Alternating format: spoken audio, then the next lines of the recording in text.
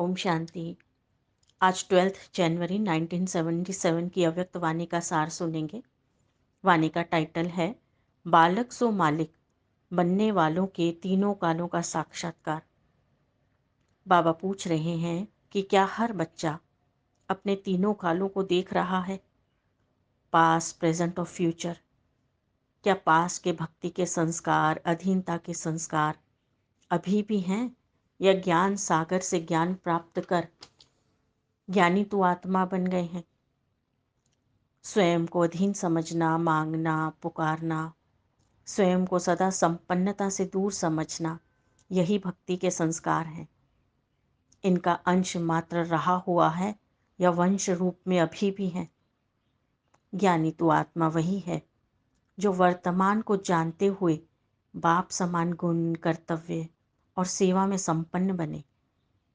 वर्तमान युग संगम का युग है, जब स्वयं ज्ञान सागर बाप से ज्ञान मिला, स्वयं की पहचान का श्रेष्ठ ज्ञान मिला, पिता का ज्ञान मिला, और परमात्मा की संतान होने के नाते से हम उसके हर गुण शक्ति के मालिक हैं। सर्वशक्तिमान के बालक सो उनके वर्षे के मालिक हैं। वर्तमान समय संपूर्ण संपन्नता का जीवन जीने का समय है, न कि पास के भक्ति के संस्कार में रहने का।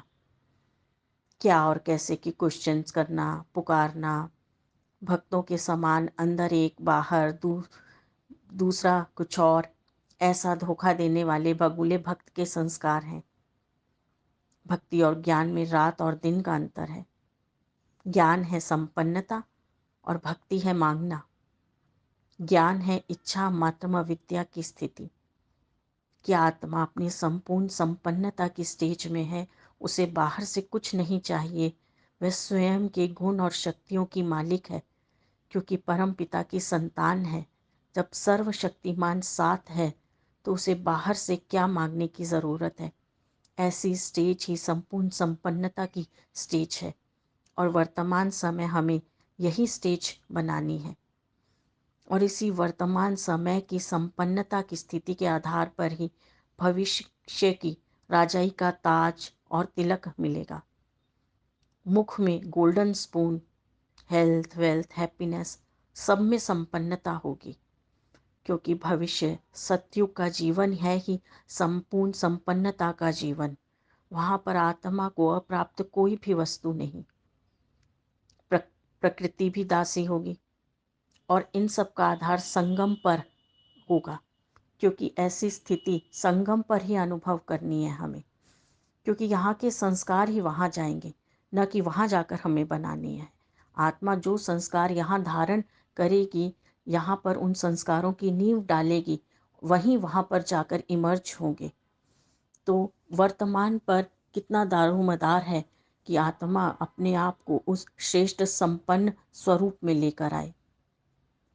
जो भी आत्माएं साक्षी होकर रहती हैं, बाप की तिल तख्त नशीन बनती हैं, स्वयं को विश्व कल्याण के निमित्त समझती हैं, आत्म स्मृति में रहती हैं, बाप द्वारा मिले हुए वर्षे को मालिक के रूप में यूज़ करती हैं, ऐसी आत्माएं ही डबल ताज की अधिकारी बनती हैं।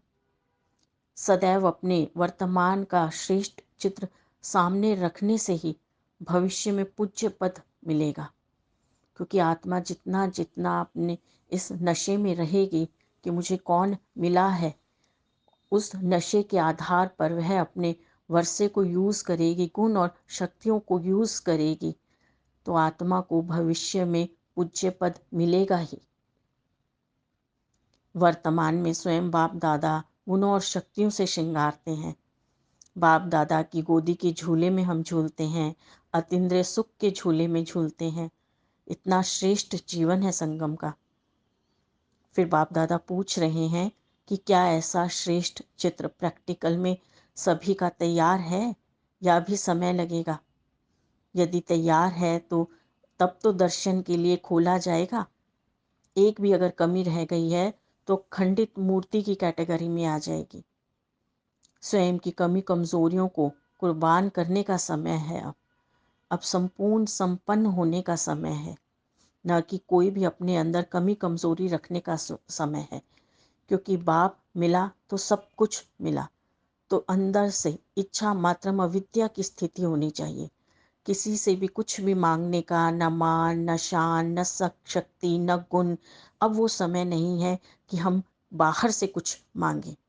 देने का समय है। आत्मा दाता है, सर्वशक्तिमान दाता की संतान है, तो मास्टर दाता है उस नाते से।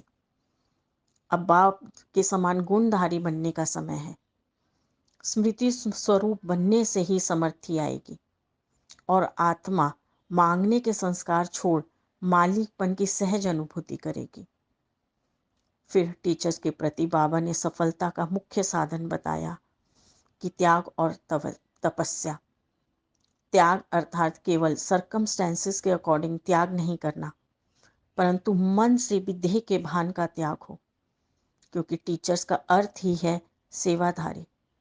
पोजीशन नहीं है टीचर एक, वह सेवा के स्थान पर है, सेवा की स्टेज पर है, तो उन्हें पहले स्वयं करके दिखाना है।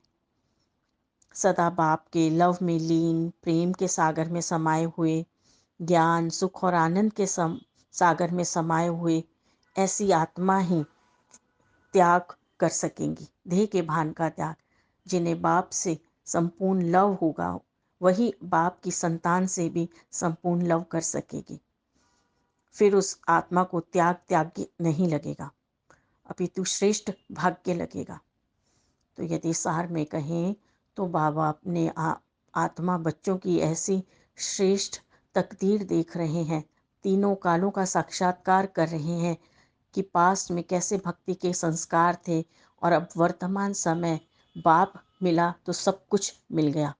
अंदर से इच्छा मात्रम अविद्या की स्थिति बन जानी चाहिए, ऐसी स्थिति जो भविष्य राजाई पद का आधार बनेगी। अच्छा, ओम शांति।